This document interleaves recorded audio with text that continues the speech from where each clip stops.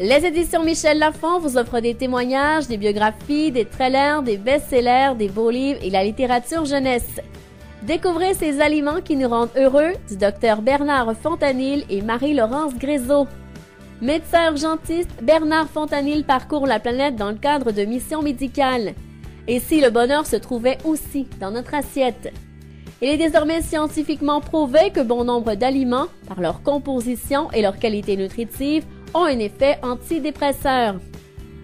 Dr Bernard Fontanil nous rappelle combien il est essentiel de faire des repas un moment de plaisir et de partage. Il nous propose une vraie solution de remplacement au discours alarmiste sur notre alimentation. Avec ces aliments qui nous rendent heureux, un corps sain dans un esprit sain, c'est enfin facile et ça rend heureux.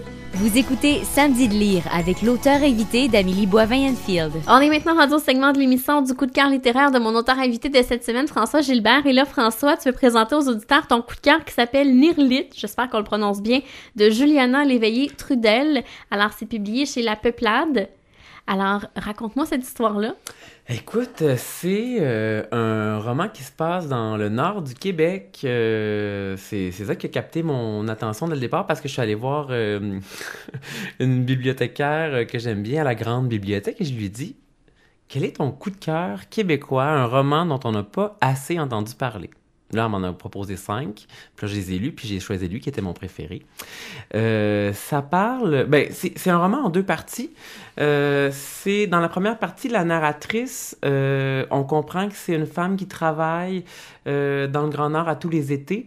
On imagine qu'elle est professeur, en tout cas, j'imagine, tu sais, moi, des fois, je pars, puis des fois, j'ai réécrit dans ma tête, là, et dans ma tête, elle était comme professeur ou genre animatrice de maison de jeunes, mettons, là, mais il n'y a pas de maison de jeunes là-bas, là, mais puis c'est son regard sur, en fait, la vie des gens là-bas, les hommes, les femmes, les liens entre eux, les différences, comment on est pour eux, nous, les Blancs, qu'on soit Blancs ou Chinois ou Noirs, on reste des Blancs, c'est ce qu'elle disait à la première page, ça m'a beaucoup fait rire.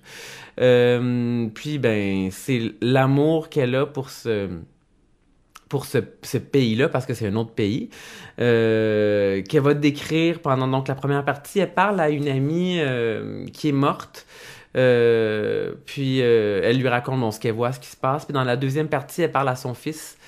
C'est un très, très beau roman. C'est pas...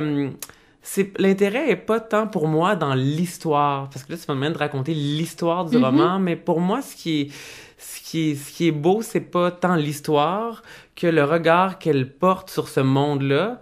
Moi, j'aime les romans qui me font voyager d'abord. J'aime les romans qui me parlent de choses que je connais pas nécessairement, puis qui vont changer mon regard sur le monde.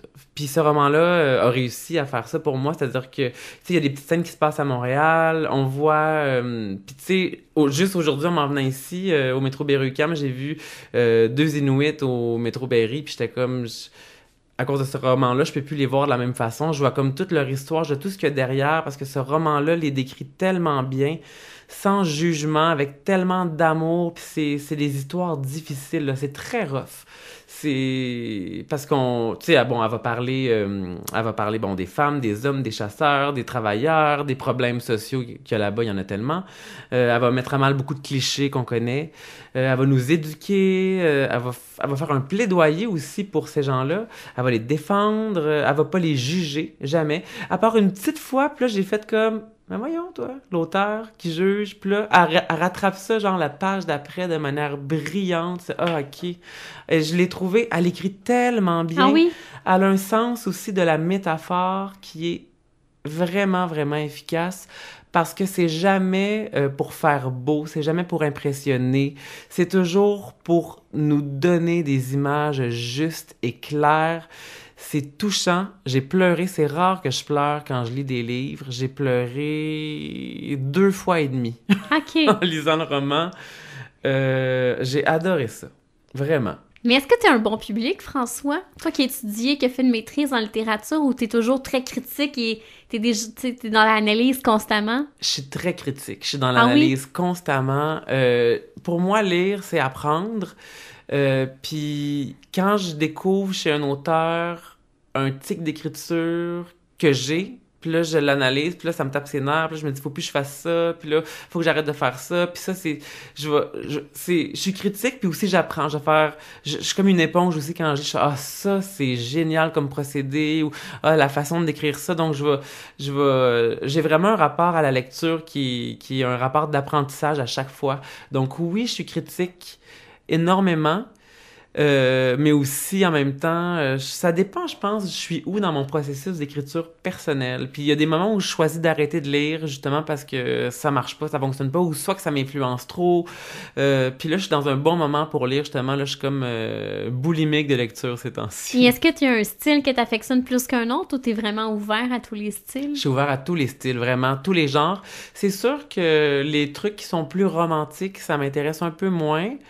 Mais non, j'aime bien, c'est sûr que j'aime bien. J'aime quand c'est concis. J'aime quand on nous on vient nous chercher là, dès les premières pages que Nirlit arrive à faire brillamment. Moi, après la première page, j'étais vendue. J'avais découvert en une page, j'ai l'impression, l'humour de l'auteur parce qu'elle a un petit regard humoristique surtout. J'avais découvert déjà sa plume, ses métaphores, son amour. Moi, j'ai besoin d'être conquis rapidement quand je commence un livre. Mais mon problème, c'est que si j'aime pas ça, je le finis pareil. Je suis pas capable pour vrai? Je suis pas capable d'arrêter de lire un livre. Je me sens trop mal. Alors moi, j'ai appris en tant que chroniqueuse à laisser quand c'est pas bon. Il faut, hein? Il faut. Au début, je me tapais la lecture complète, mais avec l'expérience puis les années, à un moment donné, je me dis, il y a tellement de bons livres qui sortent, pourquoi je consacre du temps à un livre qui est mauvais? Mais j'ai toujours l'espoir que, tu sais, il va arriver quelque chose à un moment donné qui va faire, OK, ça valait la peine. Mais ouais, c'est ça. Mais puis sinon, j'apprends quand même en lisant un livre que j'aime pas, j'apprends plein de choses aussi. Fait que peut-être c'est pour ça aussi que je continue.